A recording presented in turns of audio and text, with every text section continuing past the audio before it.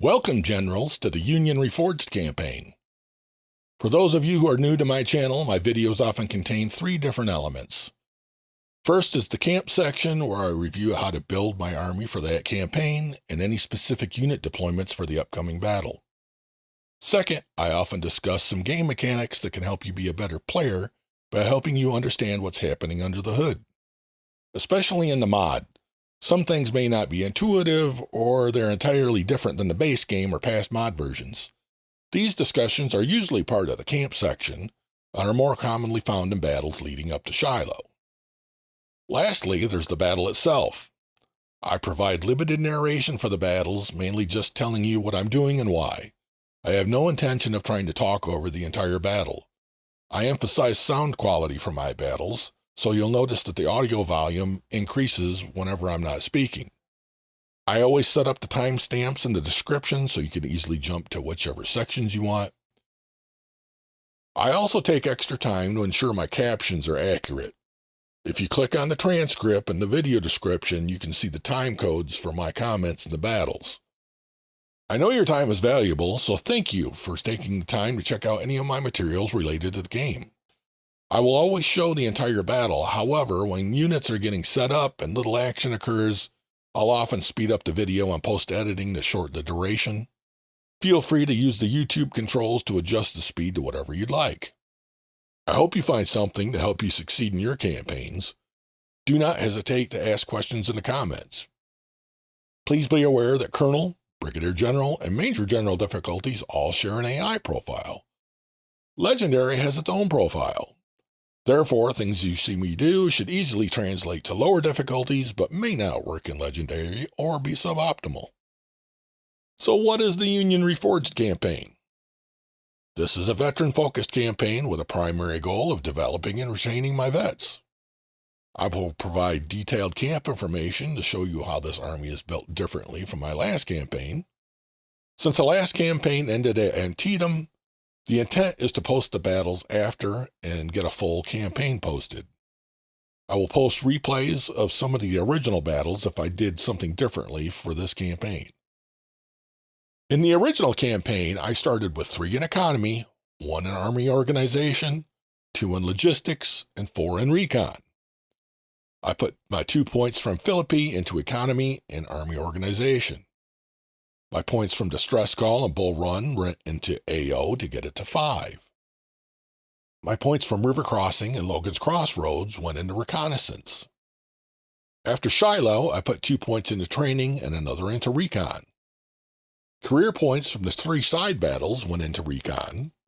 I took training to 4 after Gaines's Mill and then 6 after Melbourne Hill. Then I started working on medicine with my points from Kettle Run and Thoroughfare Gap.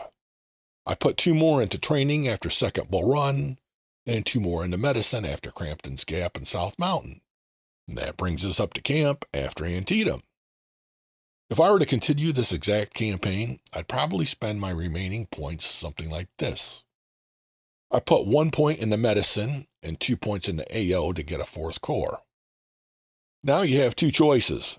Fredericksburg is the first battle that allows the Union to take a 5th division in the battle for each corps, but that requires 9 points in army organization. I recommend that your points from Iuka and Perryville go into AO to get it to 9 so you can get that 5th division. Alternatively, if you think you can win Fredericksburg with 4 corps, with 4 divisions each, then use the points from Iuka and Perryville on medicine. Assuming that you had 9 in AO for Fredericksburg, I'd put my 2 points from that battle and Parker's Crossroads into medicine. I would put my 2 points from Stones River into training to finish it. The points from Supply Raid and Nansemond River would go into medicine, and the point from Siege of Suffolk into army organization to finish it off. At this point, medicine, training, army organization, and recon should all be maxed out. The rest of the career points are very flexible for whatever you want to do. Chancellorsville flows straight into Salem Church before you can get to camp, so I would put 2 points in economy and 1 in logistics. My points from 2nd Winchester would also go into logistics. The 2 points from Gettysburg would go into economy, and 1 from Bayou Fourche would go into logistics. I would finish off economy after Chickamauga and put 1 point into politics. I would then sell all my unwanted equipment to buy all the Joslin rifles I can get. I would put 1 more point in logistics and then dump the rest of them into politics. In the Union Reforged veteran-focused campaign, I did things a little bit differently and I learned a few things. I started the campaign with 3 in training, 2 in Army organization, 1 in logistics, and 4 in reconnaissance. My 2 points from Philippi went into medicine and AO. After the stress call, I took logistics to 2. Both points from Bull Run went into AO. My points from River Crossing and Logan's Crossroads went into medicine. All 3 points from Shiloh went into training. The next 5 career points through Gaines's Mill went into medicine. My 2 points from Melvin Hill went into training. However, in hindsight, I recommend that you use those 2 points to take medicine to 10. My points from Kettle Run and Thoroughfare Gap went into medicine. Again, in hindsight, I recommend you put those 2 points into recon to boost your weapons recovery for Second Bull Run. That'll make life a little bit easier to have the weapons that you need to increase your army size for Antietam and Fredericksburg. My points from Second Bull Run went into training. If you followed my recommendations above, training should now be at 8 rather than 10. My points from Crampton's Gap and South Mountain went into recon, bringing it to 6 points. However, if you follow my recommendation, it should now be at 8 points. That brings us to camp after Antietam. I want 5 divisions in each corps, which requires 9 in army organization, so I'll use my career points from Antietam, Iuka, and Perryville to take AO to 10. You could stop at 9 in AO if you want, because that will give you the 5th Division. However, with 10 points in AO, we increase the number of missing troops returning after battles. Plus, we get the 5th Corps. If you've watched any of my videos for the veteran-focused CSA campaign, I deep dive into how medicine works. In the casualty system, troops are either killed, wounded, or missing. Soldiers who are killed are lost forever. Wounded troops who heal and become available to redeploy as veterans are all affected by medicine. However, Army organization and your unit command level affect the missing troops that return to their units after battle. You can regain 40% of missing troops after battles if you have 10 in AO and a command level of 100. Each point in AO contributes 2%, so 10 points would be 20%. Each point in command is 0.2, so every 10 points in command is 2%, or 20% at 100. Therefore, getting 10 in AO is just another lever to pull to retain our veterans. In the Union Reforged campaign, I raised my original 8 units that deployed to distress call to 2 stars before Shiloh. If you'd like to understand that process better and actually get 10 units to 2 stars before Shiloh, you can click on the supplemental video that reviews that process. Once you understand that process, you can apply it to any army configuration that you want to build. The main differences between my previous Union campaign and the Reforged campaign are mostly in selecting different career points and developing 2-star units more effectively in the early campaign. Everything done in camp between Shiloh and Antietam isn't really different from the original campaign, so I think I would be wasting your time reviewing every single camp and battle report from Shiloh to Antietam. So we're going to go right into playing Iuka, Perryville, and Fredericksburg. I will be posting a few replays of earlier battles that I fought quite differently in the Union Reforged campaign, but those will likely be posted at the end of the campaign so I can focus on bringing you the unfinished campaign. In camp after Antietam, we received the Iron Brigade. I had many promotions, but the most notable was Walton getting promoted to Lieutenant General. His unit also received its 3rd star. 2 of my light infantry skirmishers also got their 2nd star. I used reputation points to get the 20-pound Parrots. I also got Brigadier General Patrick Kelly and Colonel Samuel Carroll. All 3 of my career points from Antietam went into Army organization as I progressed towards getting the 5th Division for each corps before Fredericksburg. I'm taking 6 infantry, 2 cavalry, and 2 artillery batteries to the battle. My avatar is in command of the 1st Corps. Wagner has the 1st Division, Gibbon has the 2nd Division, Grant has the 3rd, and Dowd has the 4th. Jones, McClellan, Abrams, and Loomis are all double accuracy perked units with Lorenz rifles. Milroy and Keyes are double melee perked units, one with Harper's Ferries and the other with 53 Enfields. Kemper is chasing his 2nd star, and he has 59 carbines. Fry has Colts with double melee perks. Walton and Woods are both 3-star artillery units with 24-pound howitzers. They have the Tier 1 speed perk, the Tier 2 cover and canister perk, and the Tier 3 rapid fire with speed perk. The AI received a core reinforcement after Antietam. As I've said before, the numbers on the intelligence reports are related to bonuses the AI can get above its program defaults for a particular battle. Here, the army size is somewhat suppressed, with training and weapons quality approaching 50%. Going into Iuka, the AI will have 12,263 soldiers and 28 guns before unit splits. I will have 12,520 soldiers and 16 guns. You can be as creative as you like at Iuka. Sometimes I send a force around the southern end so I can attack on 2 fronts because the AI tends to struggle when dividing its forces. In this battle, I will try to keep most of my units in cover and attack from the north. This battle will have limited commentary as I'm trying to quickly post as many videos as possible for the remaining campaign.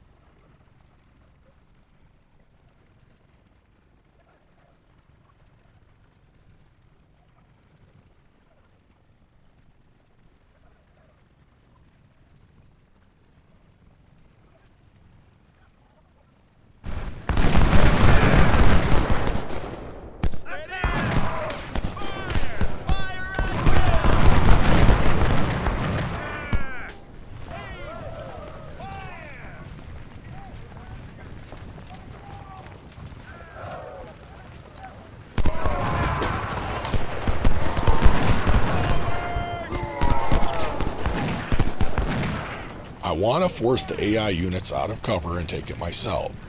It should be reasonably easy with nearly all 2-star units at this battle.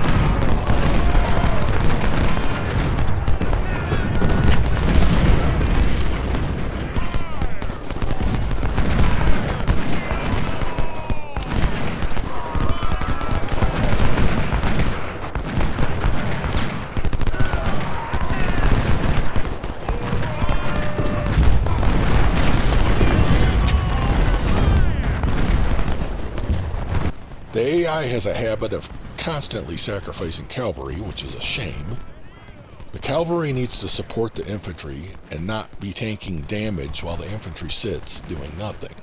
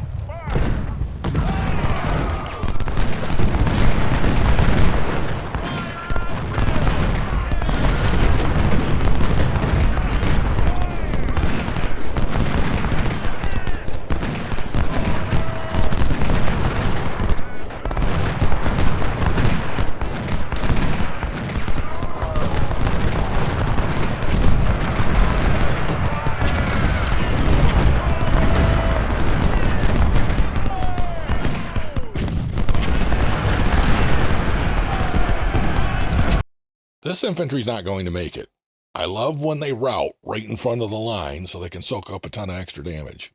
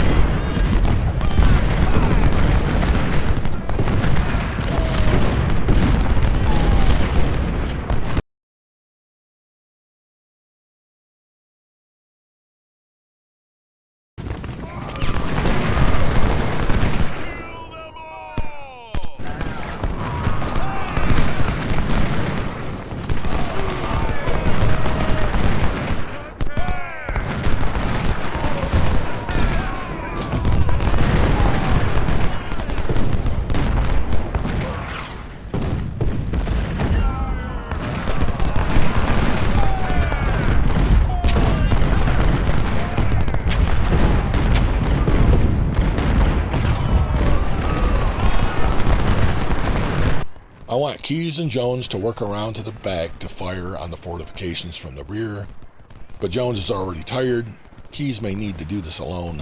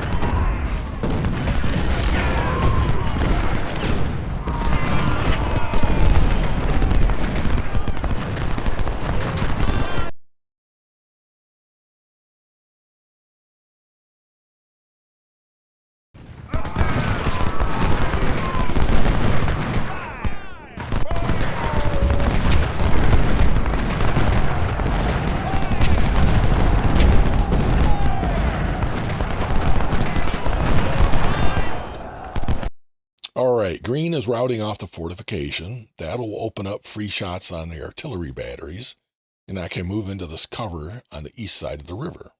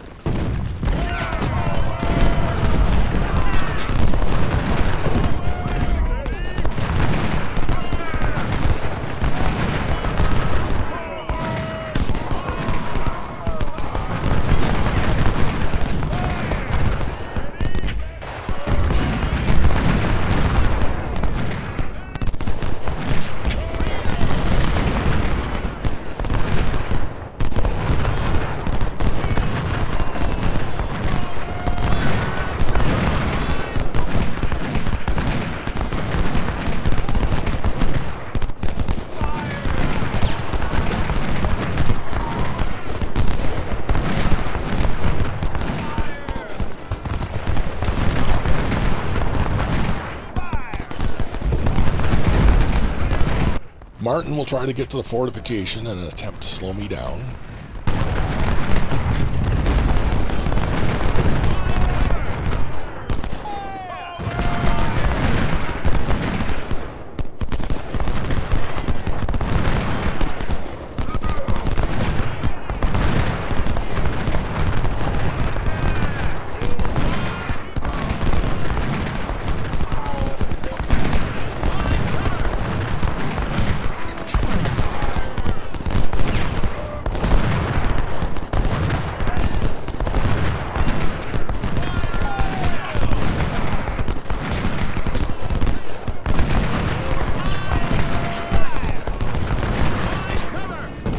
Martin on the run, the other artillery battery can be taken, and the infantry brigade and the other fortification can be easily flanked.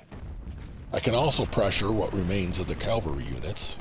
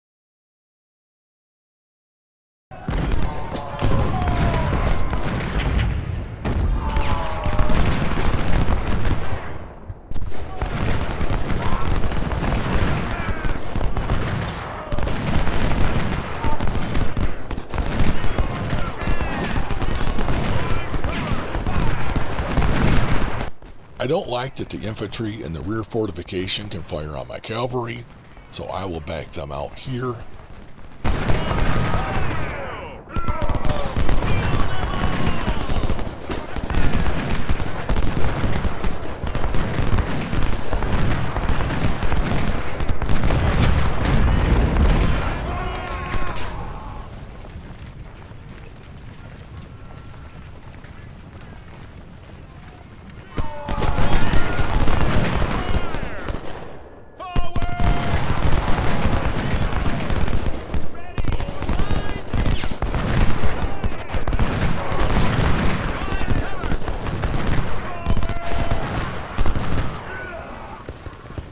Like dominoes falling, the next brigade has routed.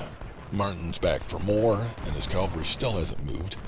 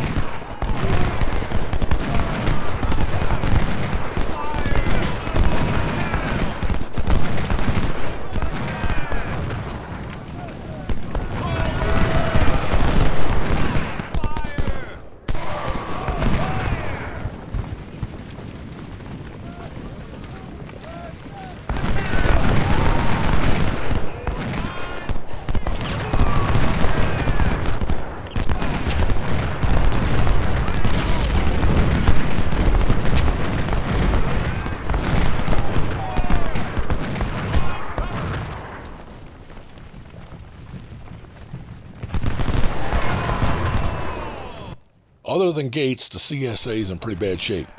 It appears the AI is going to try and escape to the east or the south.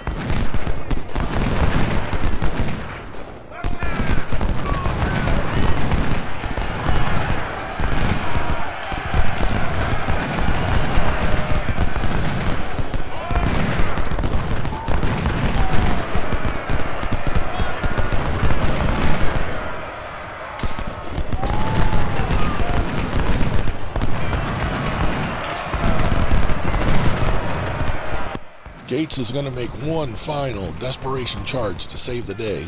It's probably not going to work very well. Keyes is a double melee perked unit, and the AI does know that. You would think that with Jones and Abrams being tired and their accuracy, that he'd be charging them.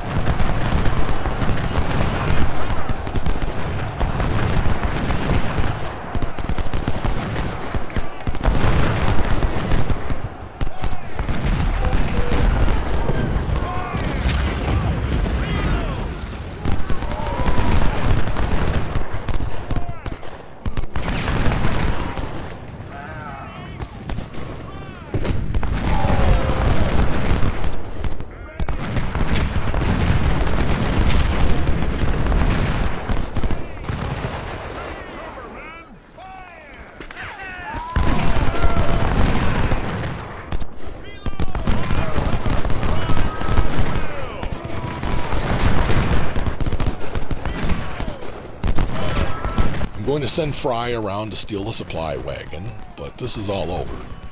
I just hope none of my officers take a last-second hit.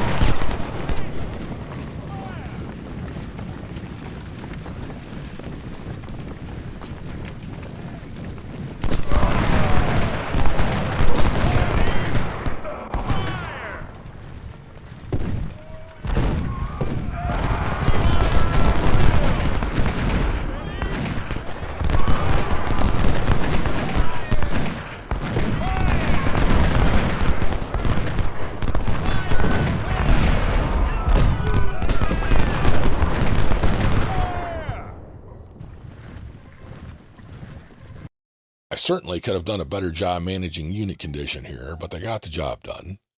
If my melee units had been rested, they likely could have taken the last few units in a charge.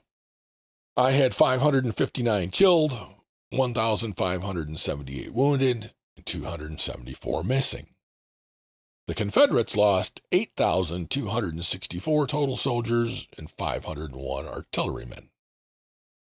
About 1,000 kills for each of my infantry.